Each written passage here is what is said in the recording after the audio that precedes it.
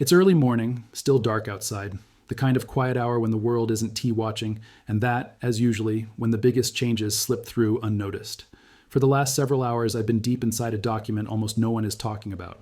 It wasn't trending, it didn't make headlines, it didn't flash across financial TV, but it should have. Because buried inside this regulatory release is a rule change that quietly reshapes how the global banking system treats gold and silver for the first time in more than half a century. And it takes effect immediately, not next year, not sometime after review. Now, this isn't a theory. It isn't speculation. It isn't a trade idea. It's a rulebook change, and the kind banks don't get to ignore. To understand why this matters, we need to step back for a moment. At the top of the global financial hierarchy sits an institution most people have never heard of. It doesn't run ads, it doesn't give press conferences, it doesn't answer to voters. But every major central bank answers to it. The Bank for International Settlements. Think of it as the referee of global banking. When it rewrites the rules, banks around the world adjust, whether they like it or not. After the 2008 financial crisis nearly brought the system down, regulators reached a blunt conclusion. Banks were too leveraged, too fragile, and too dependent on assets that disappeared when stress arrived. So the BIS began rebuilding the rulebook from the ground up. That process unfolded slowly, in stages over more than a decade. And now with the final phase in place, the framework is complete. Here's the part that changes everything.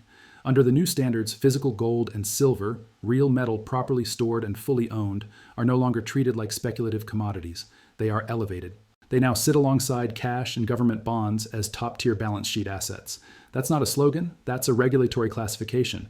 What does that mean in plain language? It means a bank that holds properly audited, fully allocated physical metal can use it to strengthen its core capital position.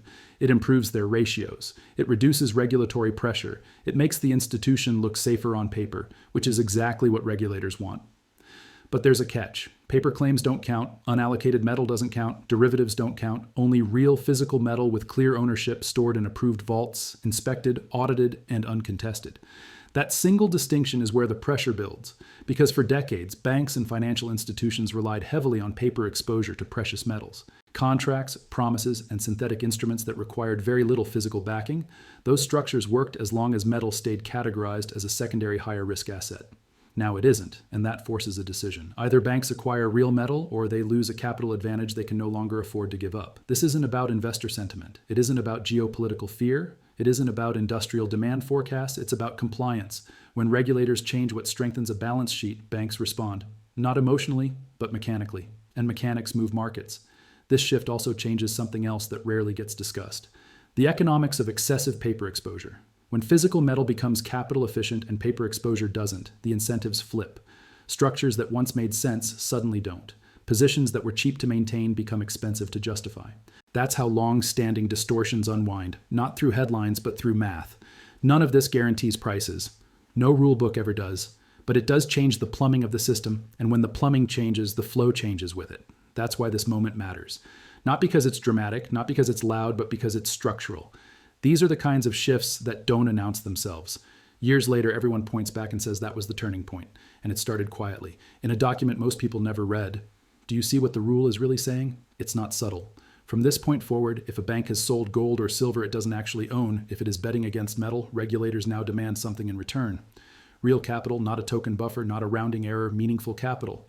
The kind banks guard closely, and if they don't put that capital up, regulators have teeth. Dividend payments can be limited.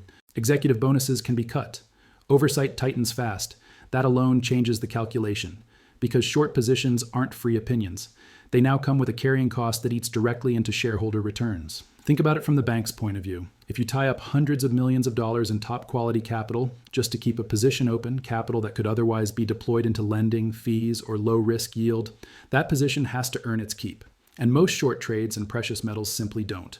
They generate thin margins, sporadic gains, and long periods of dead money. Once the cost of capital is applied honestly, the math stops working. So the rational move isn't clever, it's obvious. You unwind the short, you free the capital, you move on. That's not ideology, that's balance sheet logic. And this isn't hypothetical. Ahead of the rule change, we're already seeing positions quietly disappear. Open interest has been shrinking. Not because investors lost interest, but because institutions are stepping away from exposure. They no longer want to carry under the new framework. No speeches, no announcements, just exits. But here's the risk in waiting. When too many players try to leave the same door at the same time, prices don't rise politely. They gap. That's not speculation. That's mechanics. And this isn't driven by retail traders or momentum chasers. It's driven by compliance schedules and capital math. Banks aren't choosing timing. The calendar is choosing for them. Now, there's a transition window. Regulators aren't demanding perfection overnight, but they are demanding progress. Banks must show they're moving in the right direction, steadily, measurably, and soon. Missed those milestones and scrutiny ramps up fast, which creates a second pressure point. Institutions now have a limited window to either convert exposure into properly backed physical holdings or reduce exposure entirely. Both paths require action. Neither allows complacency. And here's where reality intrudes. Physical metal doesn't appear on demand. The global supply of gold and silver is already spoken for. Mines, industrial users, long-term contracts, mints, reserves, what actually trades freely is a thin slice of the total market. So when large institutions need size, real size, they don't get it quietly, they compete. And competition in a tight physical market doesn't resolve sideways. It resolves through price. This is why the next phase isn't about forecasts or opinions. It's about throughput. How much metal can realistically be sourced? How quickly and at what cost? When regulatory deadlines collide with physical limits, something has to give. That's the real story here. Not panic, not hype, not a sudden awakening. Just a rule change that rewires incentives and forces action in a market that doesn't have much slack left. And once that process starts, it doesn't need belief to continue. It runs on necessity. Read this carefully because this is where the pressure actually shows up. From this point forward, a bank can no longer be casually short gold or silver. If they've sold metal they don't physically own, regulators now require them to lock up real capital against that bet. Not symbolic capital, not accounting tricks. Actual top-tier capital, the kind that belongs to shareholders. And if a bank refuses or drags its feet, regulators don't argue. They restrict dividends, they cut off executive bonuses, they tighten supervision. That's the language banks understand. This single change breaks the economics of naked short selling. Why? Because shorting precious metals was never a high-return business to begin with. It worked only because it was cheap to maintain. Once that changes, the trade collapses under its own weight. Think about the math from a boardroom perspective. If a bank has a large short position in silver, the new framework forces it to reserve a meaningful chunk of its best capital just to keep that position open. That capital isn't free, it's equity. It carries expectations. Shareholders want it earning solid returns, not sitting idle supporting a low-margin trade. When you tie up hundreds of millions of dollars in capital to chase a modest trading gain, the return on equity becomes embarrassing. Single digit, sometimes worse. That's how careers end. So the response isn't ideological, it's practical. You close the short, you release the capital, you redeploy it somewhere that won't attract regulatory heat. And that process doesn't wait for headlines. It happens quietly, before deadlines, while prices still look manageable. That's why we're already seeing positions disappear. Exposure is shrinking, not because belief has changed, but because the rules have. But here's the trap many institutions face. They all see the same deadline. They all see the same math. And many of them wait, hoping someone else moves first. That never ends well. When too many shorts try to exit at once, prices don't drift upward. They jump.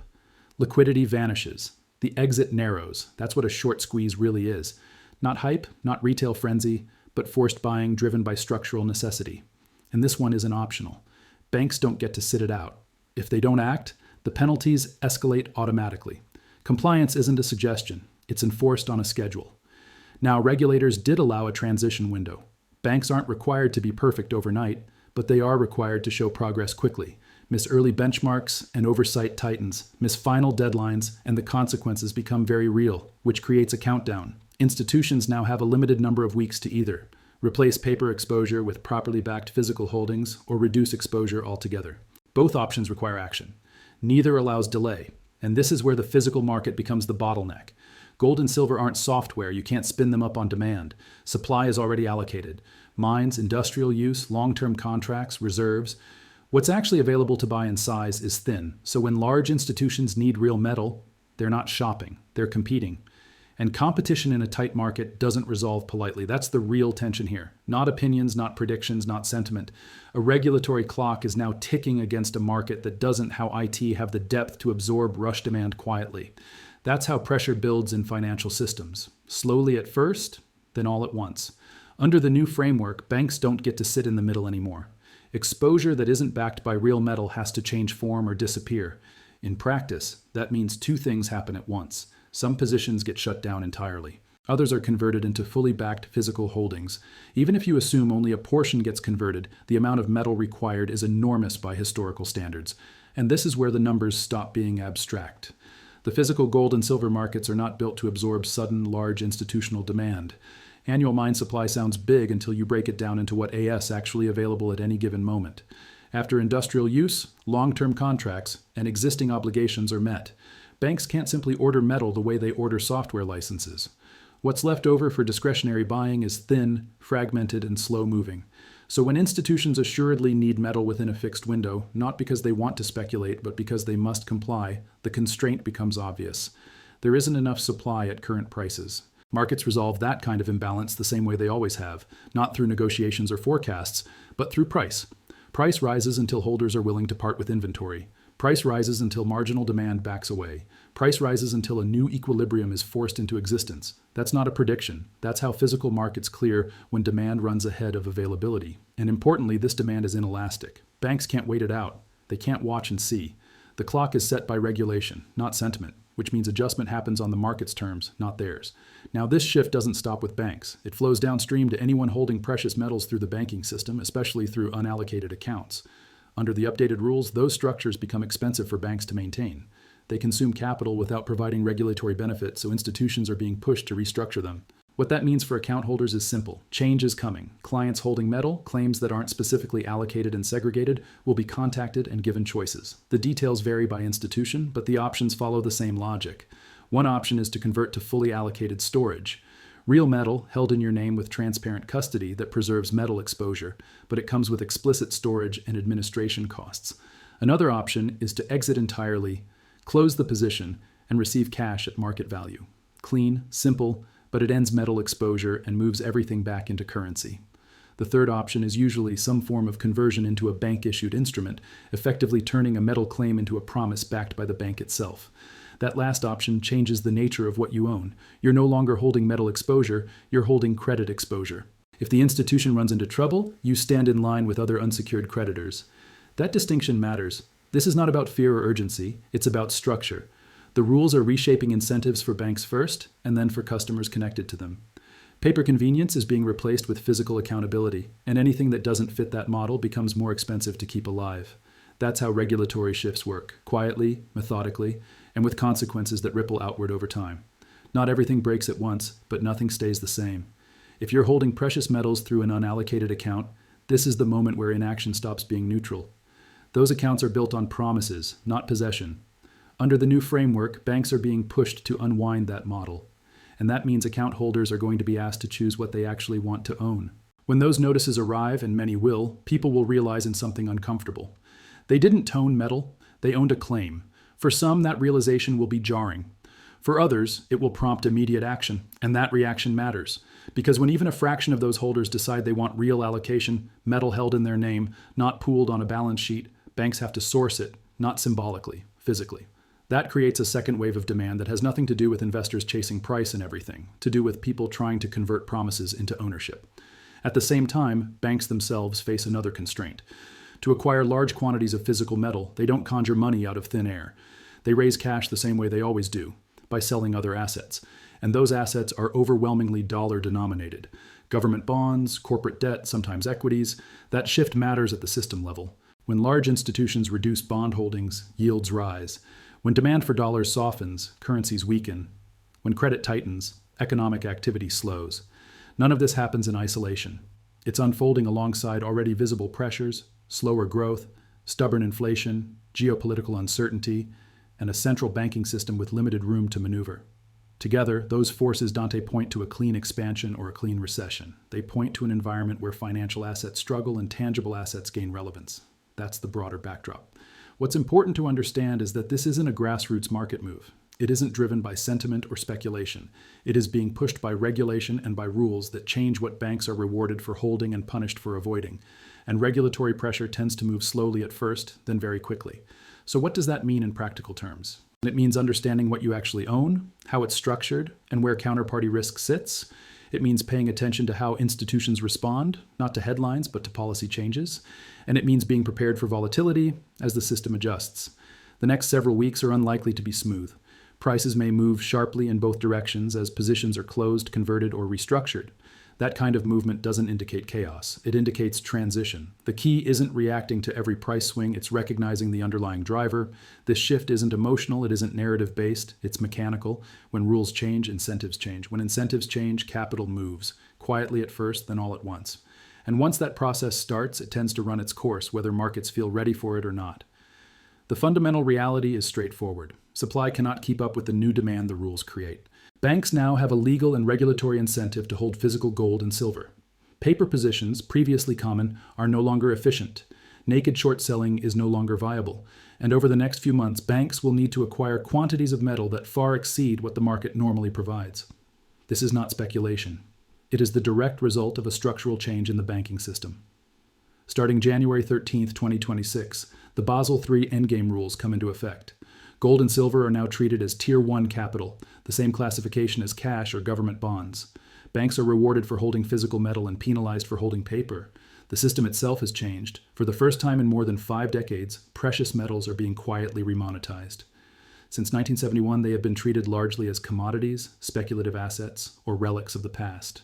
That era ends now, not through headlines or policy speeches, but through incentives embedded directly into banking regulations. The implications are profound. Banks are moving to cover short positions, to acquire physical holdings, and to comply with Tier 1 capital requirements. The physical market, which is already limited, is now facing a surge of demand from institutions that must act. Prices will respond, not because of speculation or hype, but because of the mechanics of supply and compliance. This is the largest structural shift in the precious metals market in half a century. Most people will not notice it as it begins. Media coverage is minimal, but the banks understand, and the market is already adjusting. Over the coming weeks, allocation will matter more than claims. Physical metal will matter more than paper, and the balance sheets of major banks will be reshaped. The rules have flipped the incentive structure in favor of physical ownership. This is a moment where understanding the system and positioning thoughtfully is more important than trying to predict price movements. The Basel III Endgame is here. The framework that governs global banking just changed, and with it, the role of gold and silver in the financial system has changed too. What happens next will unfold in the market quietly at first, but its effects will be far-reaching.